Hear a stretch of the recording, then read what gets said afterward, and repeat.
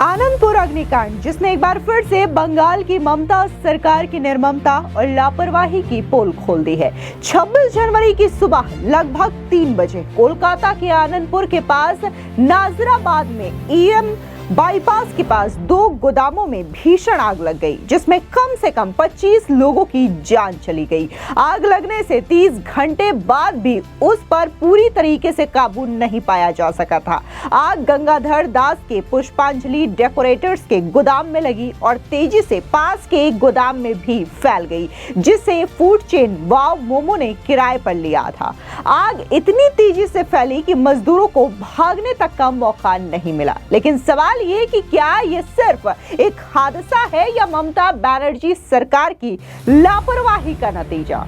आज हम इस पर गहराई से चर्चा करेंगे। जहां विपक्ष आरोप लगा रहा है कि राज्य की ममता सरकार की उदासीनता ने इस त्रासदी को जन्म दिया है।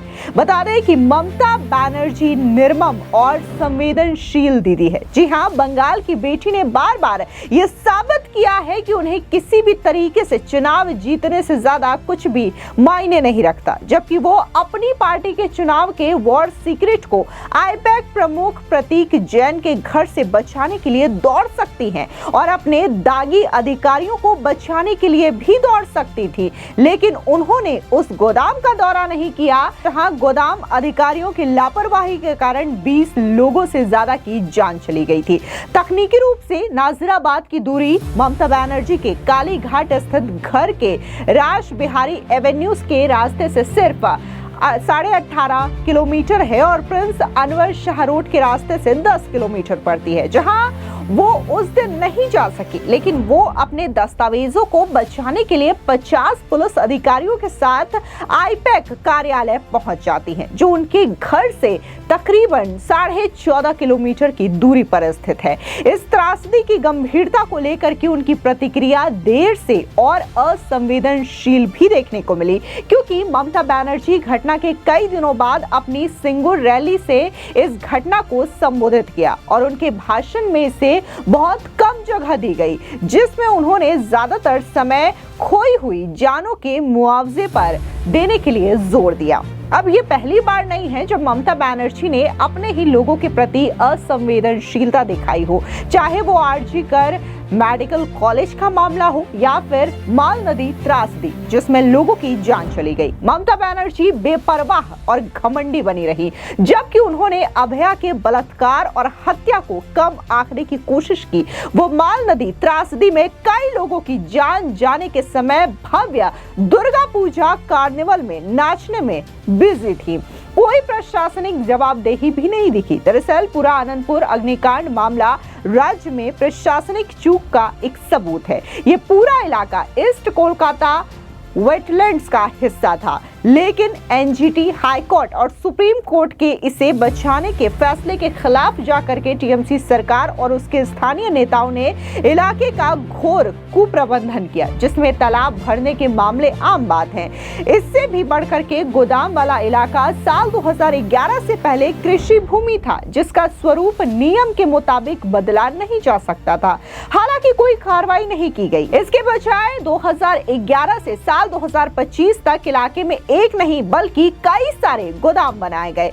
फायर एंड इमरजेंसी सेवाओं के मंत्री सुजीत बोस, जिनके पास फोटो खिंचवाने के लिए फुटबॉलर मेसी के बगल में खड़े होने का समय था, वे उस जगह पर नहीं पहुंच पाए जो असल में उनके मंत्रालय की चिंता का विषय है।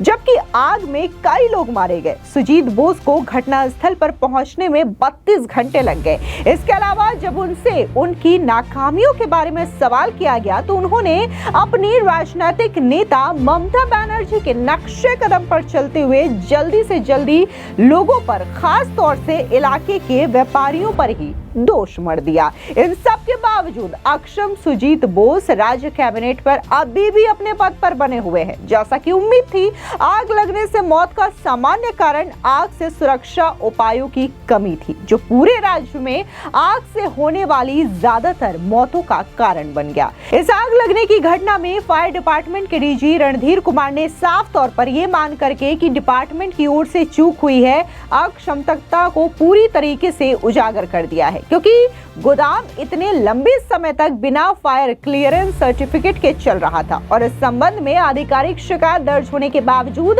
इस मुद्दे पर आंखें मूंद ली गई।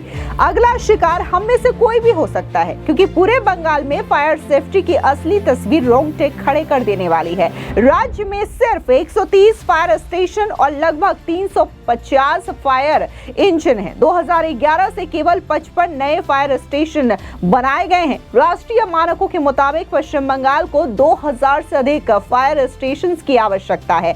5 मिलियन से अधिक आबादी वाले कोलकाता में केवल 18 फायर स्टेशन हैं। कोई नई बढ़ती नहीं है। इंफ्रास्ट्रक्चर के विस्तार के लिए कोई गंभीर प्रयास नहीं किए गए और आधुनिक उपकरण खरीदने की कोई योजना तक नहीं है।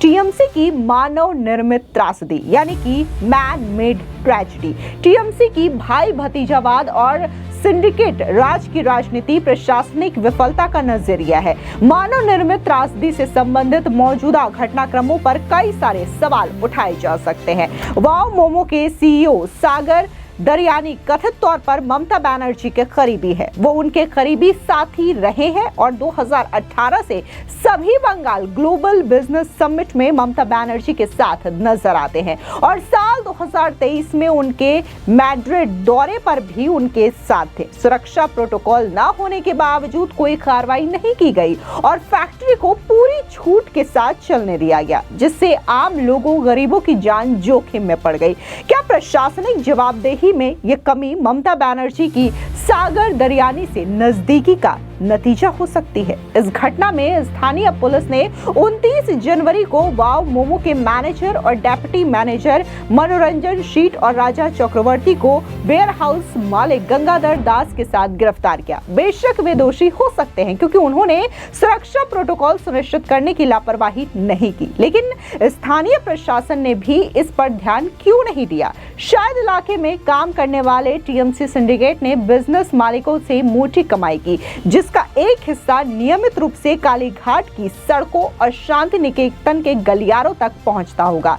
इसीलिए कुछ आम लोगों की जान के लिए कौन बिजनेस को खतरे में डालेगा? कौन जानता है, शायद सुजीत बोस को हर बार बचाया जाता है। फायर और इमरजेंसी सर्विसेज मंत्री के तौर पर लगातार नाकामियों के बावजूद क्योंकि उन्हें टीएमसी के अंदर एक खास लॉबी का समर्थन प्राप्त है। बात बंगाल में अब तक हुए भयावह अग्निकांड की करें तो दिसंबर 2011 से लेकर के अब तक तकरीबन 40 से ज्यादा जगहों पर यह अग्निकांड हुए हैं। इसमें hospital, market, school, slum area, factory ऐसे तमाम जगह शामिल है जहां भयंकर अग्निकांड का दंश मासूमों को झेलना पड़ा। ये तमाम घटनाएं इस बात का सबूत है कि इतने भयंकर अग्निकांड के बावजूद ममता सरकार और उनकी प्रशासन लापरवाह बनी हुई है। फिलहाल इस पूरी रिपोर्ट को लेकर के आपका क्या नजरिया है, आपकी क्या राय है, कमेंट सेक्शन में जरूर बताएं। धन्यवाद।